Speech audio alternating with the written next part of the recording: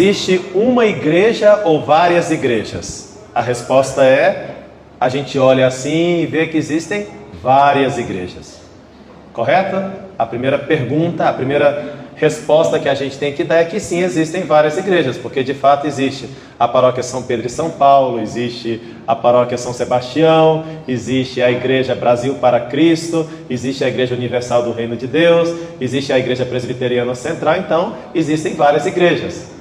Mas logicamente a pergunta não é exatamente essa, né? Não quer essa resposta.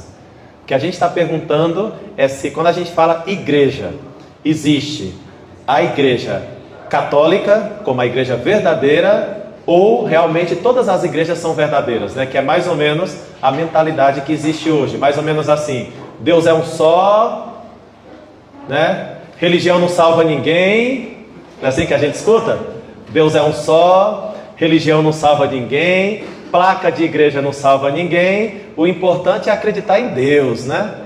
O importante, no máximo, vamos dizer assim, o importante é acreditar em Jesus, né? Bom, então a gente entra lá na Sagrada Escritura e descobre uma passagem que diz assim, que eu já usei aqui alguma vez, Mateus 16, 18. Tu és Pedro e sobre esta pedra edificarei a minha igreja, no singular. No singular, Felipe, no singular, a minha igreja. Quando Paulo se converte ao Senhor, Paulo está perseguindo cristãos. E no entanto, Jesus fala para Paulo assim: Paulo, por que me persegues? Alguém dirá, eu acho que Jesus deveria ter feito a pergunta assim: Paulo, por que você está perseguindo os cristãos, meus discípulos? Não, a pergunta não é essa. Atos 9, 4. Por que me persegues? Paulo poderia ter objetado, né? Fala, não estou te perseguindo, estou perseguindo os cristãos.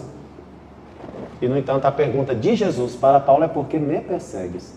Isso marca tanto a cabeça do apóstolo Paulo, marca tanto a sua espiritualidade, que em 1 Coríntios capítulo 12, versículo 27, ele vai dizer que a igreja é o corpo de Cristo.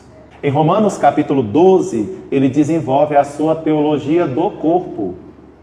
Quer dizer, ficou tão forte para o apóstolo Paulo o fato de que ele perseguia os cristãos, e perseguindo os cristãos, ele perseguia o próprio Cristo. Lembram de Mateus capítulo 25? Porque cada vez que você der um copo de água a um só desses meus irmãos, foi a mim que o fizestes, né? As famosas obras de misericórdia. E aqui também, São Paulo entende que perseguir cristãos é perseguir Jesus. E ele desenvolve que a igreja é o corpo de Jesus, porque Jesus Cristo é a cabeça desse corpo. Somente se eu entender que Jesus Cristo é a cabeça do corpo, e esse corpo é a igreja que tem uma cabeça que é Jesus Cristo, eu entendo por que Jesus fala, porque me persegues. Romanos 12, 1 Coríntios 12, Efésios capítulo 5.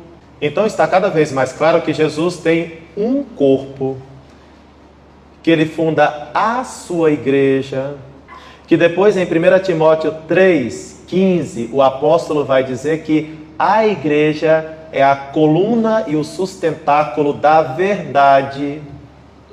A igreja, 1 Timóteo 3, 15, vai dizer que a igreja guarda o depósito da fé de maneira inalterável, 2 Timóteo 1, 13, que a igreja foi constituída o corpo de Cristo por meio do Evangelho, Efésios 3, 6, que a igreja é santa, Efésios 5, 26, que ainda que na igreja haja pecadores, 1 Coríntios 5, 12, ela é santa, Efésios 5, 26, vai dizer que a igreja nasce do batismo e que existe um só batismo, uma só fé, um só Senhor, que ela reúne um só povo, Gálatas 3, 28. Paulo ama a igreja ardentemente, 1 Coríntios 4, 15, 11, 22.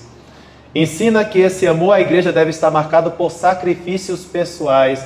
Completo na minha carne aquilo que falta à paixão de Jesus Cristo pela sua igreja, né? Interessante também, quer dizer, o amor à igreja deve estar marcado por sacrifícios pessoais, inclusive. como que deixando a vida, desvivendo-se por amor à igreja. Por quê? Porque a igreja é o corpo de Cristo. Porque ela tem a nobreza semelhante à nobreza que tem Cristo, só que de maneira subordinada, como corpo, não como cabeça, como corpo, não como cabeça, como lua, não como sol.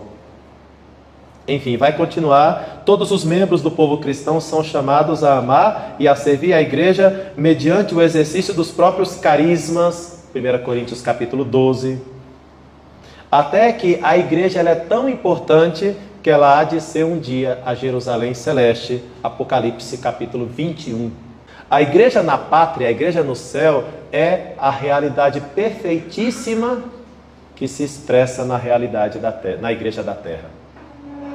Assim como Deus mandou Moisés construir um santuário na terra, semelhante àquilo que ele tinha visto naquela sua visão maravilhosa lá do Monte Sinai, de maneira semelhante, a igreja é imagem na terra da Jerusalém Celeste, que é a nossa mãe do céu, a pátria. Por isso o cristão tem consciência que vive nesta terra como um peregrino, que ele está destinado à pátria, está destinado ao céu, mas que esta igreja é reflexo daquilo lá. Logo, se aquilo é a perfeição, o que se reflete aqui, se reflete numa unidade de fé, de sacramentos, de regime, de governo. Essa igreja é o corpo de Cristo. É a comunhão. A igreja é o corpo de Cristo, ela não tem, e Jesus não tem dois corpos, não tem três corpos, né? Ele não é esquisito, né? Imagina uma cabeça, Jesus, e um montão de corpos assim, né? Um montão de placas, né? Não pode ser, não pode ser. Ele é uma cabeça de um corpo, cabeça de um corpo. Desta maneira, assim como não se pode afirmar Jesus cabeça sem o seu corpo igreja, tampouco se pode afirmar a igreja corpo sem Jesus como cabeça desse corpo. Então, essa teologia do corpo de Cristo, Atos 9, 1 Coríntios 12, Romanos 12, Efésios 5, etc. Todas as passagens bíblicas que eu fui dizendo aqui, ela nos autorizou no desenvolvimento do embrião, né? No desenvolvimento da verdade de fé, nos autorizou a ir dizendo cada vez mais como São Cipriano de Cartago, que é do século IV, que dizia assim: não pode ter Deus por pai quem não tem a igreja por mãe. E depois São Cipriano vai trabalhar muito esse tema a tal ponto que chegará o momento em que nós vamos dizer assim: extra ecclesiam nulla salus, fora da igreja não há salvação. Que é a próxima pergunta que a gente se faz depois de determinar que Jesus só tem um corpo, só existe uma igreja. E portanto, também é verdade que assim como Deus escolheu Israel no Antigo Testamento para ser o seu povo, também escolheu a igreja para ser o seu povo no Novo Testamento.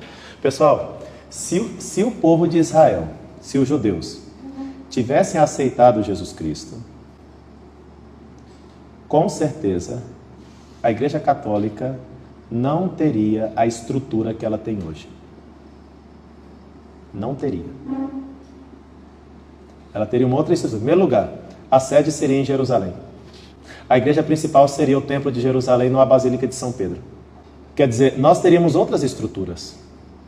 Quer dizer, no plano de Deus estava previsto, contando com a liberdade dos homens, uma realidade que, devido à recusa do povo de Israel, a igreja tem a estrutura que tem. O corpo de Cristo se manifesta na estrutura que tem. E, no entanto, nunca desprezando a maneira como Israel funcionava. Por isso a gente sempre faz essas comparações entre o antigo Israel e o novo Israel. Porque a igreja só é o novo Israel porque o antigo Israel não aceitou Jesus Cristo nem o que Jesus Cristo propôs como salvação, ele sendo a salvação. Mais ainda, assim como havia um único templo em Jerusalém no qual se oferecia o sacrifício, assim existe um único templo do Espírito Santo, a igreja na qual se oferece o santo e divino sacrifício do Novo Testamento. Então olha só que interessante, a igreja é povo de Deus, a igreja é corpo de Cristo, a igreja é templo do Espírito Santo. É povo de Deus porque, assim como Deus tinha um povo no Antigo Testamento, Deus tem um novo povo no Novo Testamento. Assim como Deus tinha um templo, assim também o Espírito Santo habita esse templo. Quer dizer, a nossa maneira de pensar está vendo toda a Escritura, sempre, né? o Antigo e o Novo Testamento, porque nós nunca caímos naquela armadilha de Marcião. Marcião foi um senhor do século III que dizia que nós deveríamos abandonar o Antigo Testamento e ficar só com o Novo. A Igreja Católica disse: nem pensar, nem pensar, o Antigo Testamento vai continuar. É mais ainda, devido a essas polêmicas internas dos textos bíblicos, finalmente no ano 300 depois de Cristo, numa cidadezinha chamada Elvira, que é a atual Sevilha, na Espanha, nessa cidadezinha, no ano 300, os bispos definiram quais os livros deveriam entrar na Escritura. E, portanto, decidiram que o Evangelho de Tiago não entraria, mas que o Evangelho de Mateus entraria. Decidiram que o Evangelho de Pedro não entraria. Todos esses evangelhos existem, tá? Mas o Evangelho de Lucas entraria. Com que autoridade? Com a autoridade que o Espírito Santo concedeu à igreja, segundo aquilo que se lê em 1 Timóteo 3,15. A igreja é a coluna e o sustentáculo da verdade.